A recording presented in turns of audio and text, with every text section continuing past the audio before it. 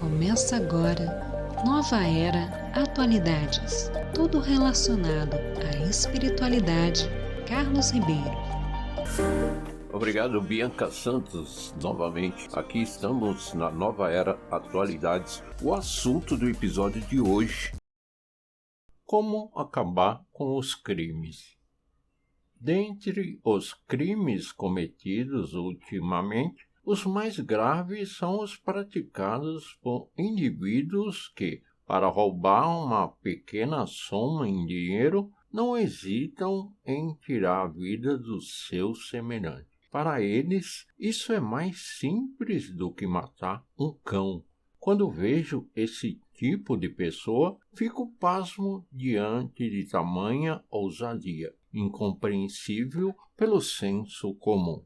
Podemos afirmar que vivemos em um mundo realmente pavoroso.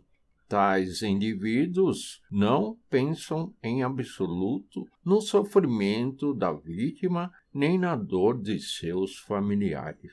Certamente deveriam pressentir que, se fossem presos, seriam condenados à pena de morte ou que, mesmo com muita sorte, não escapariam da prisão perpétua. Seja como for, estariam jogando na lama toda a preciosa vida que tem pela frente, sem poder reintegrar-se à sociedade. Tal pensamento deveria ocorrer, mas parece que não é isso que se vê. Realmente, trata-se de uma psicologia difícil de entender. Os atos dessas criaturas estão à mercê de seus íntimos e não passam de satisfações momentâneas. Seu objetivo não é senão gozar a vida por um curto espaço de tempo, uma vez que terão de pagar um preço dezenas ou centenas de vezes mais alto. Não posso crer que aquilo que praticam seja algo humano. Com base no exposto, talvez se pense que não haja uma explicação racional para os crimes, mas, na realidade, ela existe. Do ponto de vista espiritual, podemos compreendê-los muito bem. Conforme consta em nossos ensinamentos, o ser humano possui 3 espíritos protetores. O espírito protetor primordial, atribuído por Deus. O espírito protetor guardião, escolhido entre os ancestrais.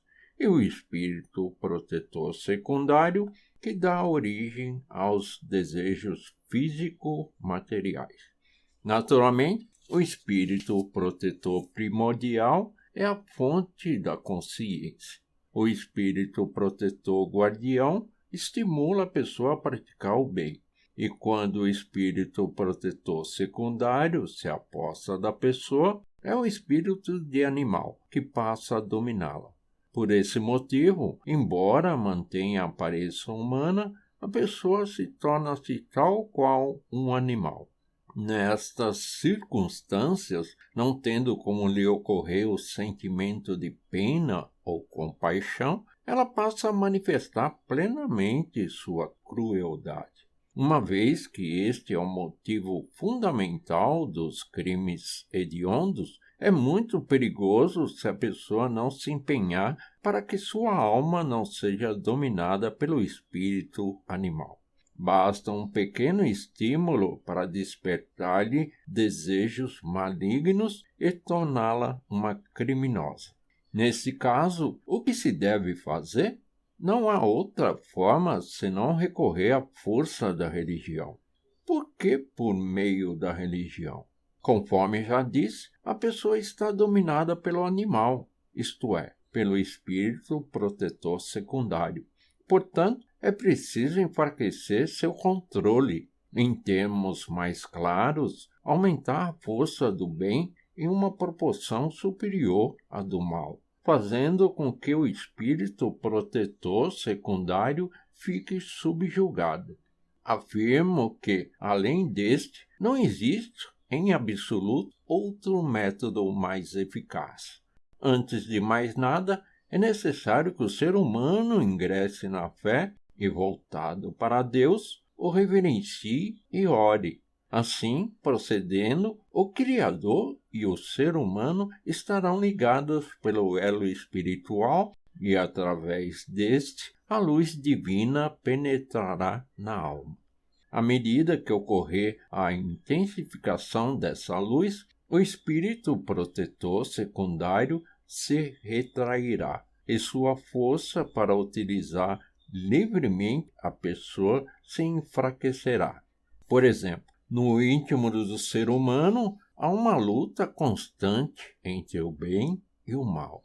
Isso se dá em virtude do princípio exposto. Assim, por mais detalhadas que se tornem as leis e por mais rigoroso que seja o controle, será o mesmo que conter o criminoso apenas por meio de forças externas.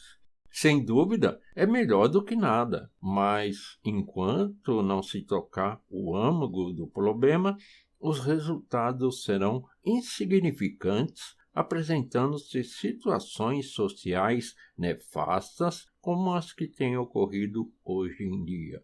É impossível entender o fato de governo e educadores não terem percebido algo tão óbvio. Eles apenas suspiraram resignadamente e, por fim, se deram conta dos crimes brutais e do aumento da delinquência. Todavia, eles se limitam a pregar o restabelecimento dos princípios éticos e morais, bem como a reforma das diretrizes educacionais. Isso mostra que ambos ainda não conseguiram libertar-se das ideias anacrônicas que cheiram a mofo. Portanto, só nos resta dizer que se trata de um fato realmente lamentável. Pode parecer uma analogia carregada de ironia, mas é o mesmo que colocar água em uma peneira e, notando que esta vaza demais, diminuir os furos. Gostaria de apresentar esta proposta aos líderes da nossa sociedade. Jornal EICO, número 114, 25 de julho de 1951. Mas antes, eu peço que me ajude se inscrevendo em nosso canal e deixando o seu like, para que a plataforma acredite na relevância desse conteúdo e indique os próximos vídeos.